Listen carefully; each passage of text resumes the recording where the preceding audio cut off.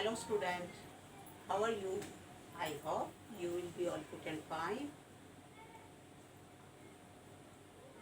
During the day of our chapter 8 times of emergency is processing. Now we will read page number 61. Our topic: what should one do if there is an earthquake? What should one do if there is an earthquake? यदि भूकंप आ जाए तो क्या करना चाहिए? Okay, let us we will read start. Number 1, always keep calm and walk out of the room. हमेशा शांत रहकर सोचकर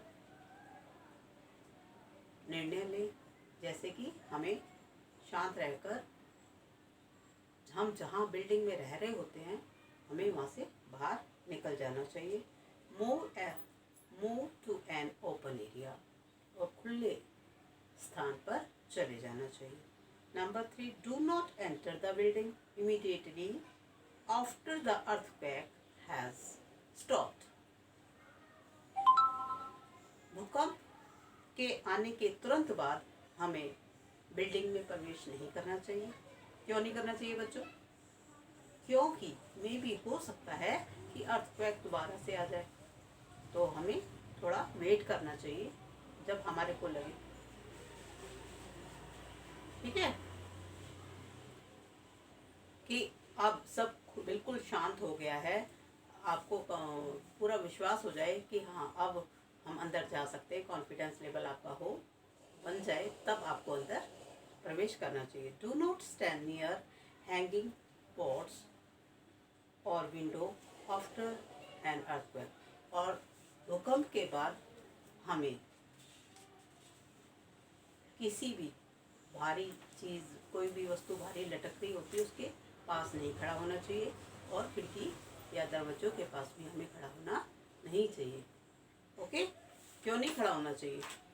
क्योंकि मे भी हो सकता है कि दोबारा से अर्थक्वेक आ जाए, भूकंप आ जाए, और वो अगर हम किसी भारी चीज़ के नीचे खड़े हैं या पास में खड़े हैं तो वो चीज़ हमारे ऊपर भी गिर सकती है ना. इसी तरीके से हमें अपने आप को सेफ रखना चाहिए. Number 5, keep yourself away from the electric poles and tree. और हमेशा बिजली के खंभों से और पेड़ों से दूर रहना चाहिए. कैसे, क्यों रहना चाहिए? क्योंकि अर्थक्वेक आने पर, भूकंप आने पर, हलचल होने पर मे भी इलेक्ट्रिक पोल्स गिर भी सकते हैं, ट्री गिर भी सकते हैं ना. ओके, और next topic tsunami. Topic number 2,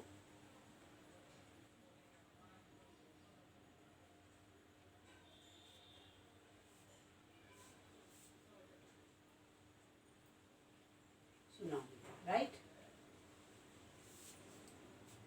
अब हमारा अगला टॉपिक है tsunami. Tsunami, what is tsunami? क्या है सुनामी? क्या है बेटा? ये वेव्स होती हैं, ये सीज वेव्स होती हैं, समुद्र की लहरें होती हैं. और जिस तरीके से अर्थक्वेक में आने पर सारी पृथ्वी में हलचल होती है, उसी तरीके से सुनामी आने पर जो समुद्र एरिया होता है, ये अधिकतर सुनामी की जो वेव्स होती हैं उसमें होती हैं. इसमें इसका में इतनी मतलब प्रभाव बढ़ जाता है कि जो हमारी जान माल को भी नुकसान दे सकता है. तो हम आज इस विषय पर अब चर्चा करेंगे. Tsunami is a series of huge waves that occur after an undersea earthquake or a volcanic eruptions. Tsunami विशाल लहरों की एक गंभीर स्थिति है. सुनामी क्या है बच्चों? मैंने अभी आपको बताया था ना कि जब खतरनाक लहरें आती हैं, उनका प्रभाव तेज होता है समुद्र में, तो वो सुनामी का रूप धारण कर लेता है. तो सुनामी विशाल लहरों की एक गंभीर स्थिति है। जो जो समुद्री भूकंप या ज्वालामुखी का तरह होती है। As a result of their long waves length, tsunamis behave as shallow water waves. As a result of their long wavelengths,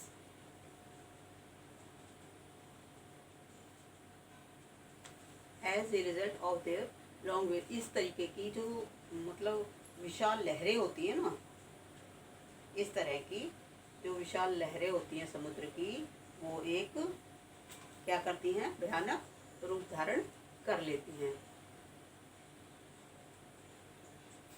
The waves underneath travel with great speed, causing damage to life and property.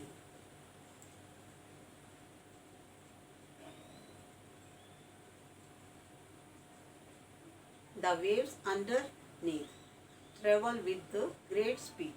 ये जो waves होती हैं, ये जो तरंगे होती हैं, वो इतनी तेज स्पीड से आती हैं। इनकी जो मतलब चलने की जो स्पीड होती है, इसको हम यात्रा बोलेंगे। समुद्र के नीचे इनकी जो बड़ी तेज स्पीड से आती हैं और जिससे जान माल को भी हानि पहुंचती है। ओके, दोबारा से एक ये थोड़ा सा टफ है, तो मैं इस टॉपिक को दोबारा से आपको थोड़ा सा कराना चाहूँगी। Okay, tsunami is a series of huge waves that occur after an undersea earthquake is a volcanic eruption. Okay, tsunami विशाल लहरों की एक गंभीर स्थिति है जो समुद्री भूकंप या ज्वालामुखी विस्फोट के तहत होती है। As a result of their long wavelengths, tsunamis behave as shallow water waves. उनकी लंबी तरंगे दैर्ध्य के परिणाम स्वरूप सुनामी उथली जल तरंगों लहरों के रूप में व्यवहार करती हैं। ये देखो बेटा, मैं तुम्हारे को इसको इजी लैंग्वेज में बताऊंगी। इसमें क्या है कि जो तेज स्पीड से जो लहरें आती हैं समुद्र की नीचे से, समुद्र के नीचे की जो सतह होती है, वहाँ से ये लहरें चलनी स्टार्ट होती हैं और इनका ये जो तरंगे होती हैं वो बिल्कुल पानी इतनी तेज स्पीड से होती है कि पानी का उछाल काफ़ी ऊंचाइयों तक हो जाता है, काफ़ी ऊंचाई। और इसका प्रभाव इतना तेज होता है कि जो इस समुद्र के तट के आसपास की बिल्डिंग्स होती हैं, शहर होते हैं, जो भी सब कुछ को ये तहस नहस कर देता है। ओके, तो इसलिए कहते हैं कि इसकी जो लहरें होती हैं, इनकी जो वेव्स होती हैं, उनका प्रभाव इतना तेज होता है, इतनी तेज स्पीड से आती हैं ये कि ये जान माल को काफ़ी नुकसान पहुंचाती हैं। Okay student, our next topic, we should be done, sorry, what should be done, what should be done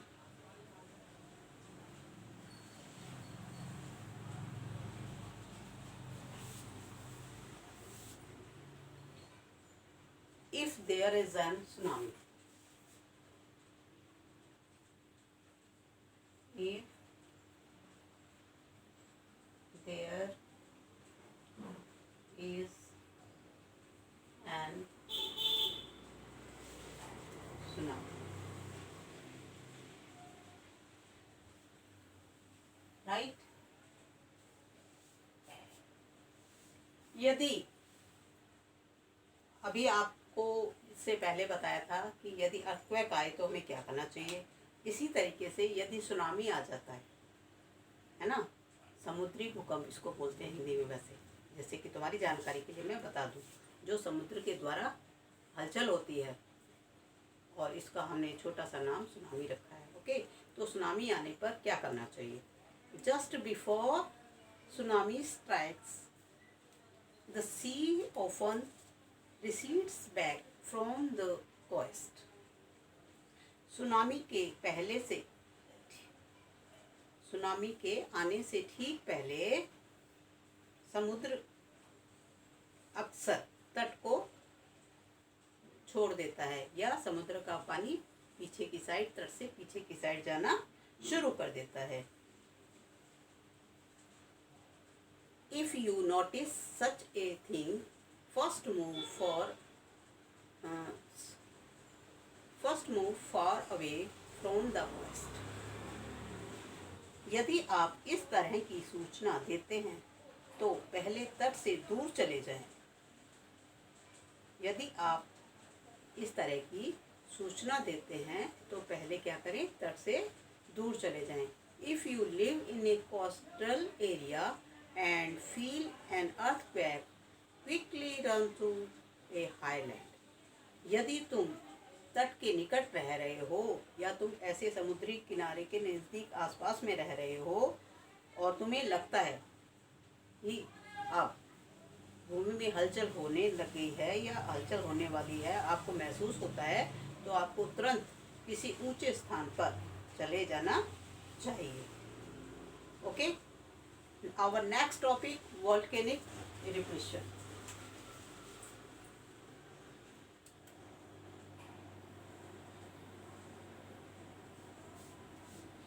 volcanic इरिप्शन।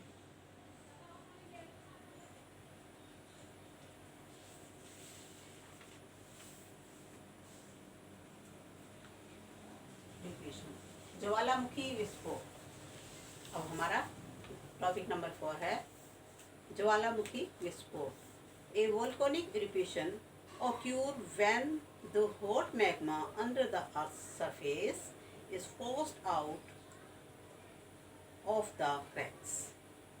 A volcanic eruption, एक ज्वालामुखी विस्फोट तब होता है जब पृथ्वी के निचली सतह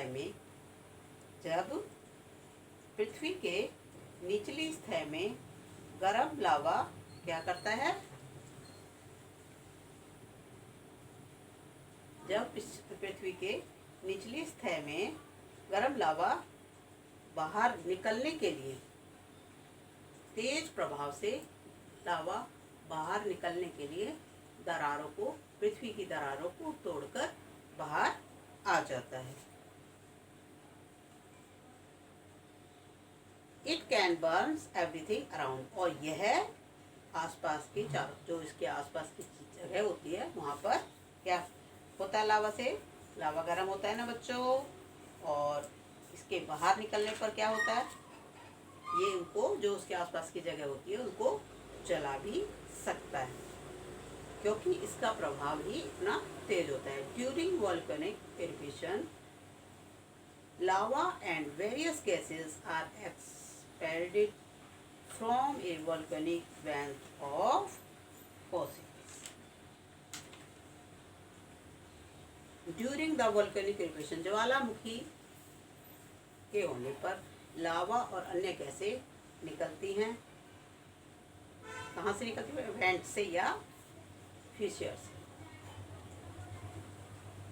ज्वालामुखी निकलने पर वेंट या फिशर से अनेक गैसें भी और मैग्मा भी, मैग्मा किसको कहते हैं बच्चों, लावा भी निकलता है। Okay, our next topic, landslide, भूस्खलन। लैंडस्लाइड में क्या होता है,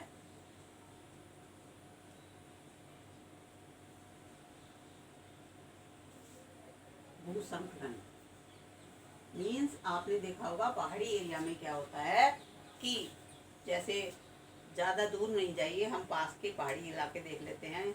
जैसे आपने देखा होगा कि वैष्णो देवी वगैरह जाते हैं, वहाँ बीच में जब हम चढ़ाई करते हैं तो बीच में पहाड़ मिलते हैं, और पहाड़ों से कई बार चट्टानें जो हैं गिरती हुई नज़र आती हैं, है ना। तो वो क्या हुआ, जब चट्टानें अपने आप ही नीचे गिरती हैं तो उसको क्या बोलेंगे हम, लैंडस्लाइड, राइट। तो किसी पृथ्वी का जो ऊंचा स्थान होता है वो जब अपने आप वहाँ से उनमें हलचल होने के कारण अपने आप गिरने लग जाती हैं, इसको हम लैंडस्लाइड कहते हैं। A landslide is a movement of rock.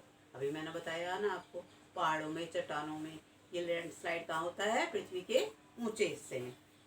डेबर्स और earth down A slope. Landslides are very common in hilly areas. It happens when a big rock and mud slide. अभी मैंने आपको बताया कि जो लैंडस्लाइड है वो पहाड़ों में या चट्टानों में होता है, और ये पृथ्वी की ऐसी ऊंची जगह से होता है। जो ऊंची जगह कौन कौन सी होती है बेटा? पहाड़ और चट्टानें, है ना। तो वहीं से ये अपने आप गिरना चालू हो जाती हैं, इसको हम लैंडस्लाइड कहते हैं। Okay student, our page number 62 is complete now. I hope you will be read sincerely this chapter and watch this video. Okay बच्चों, जब आप वीडियो वॉच करेंगे तो अपनी EVS की बुक को भी टेक आउट करके अपने साथ रखें और साथ साथ बुक रीडिंग भी करें।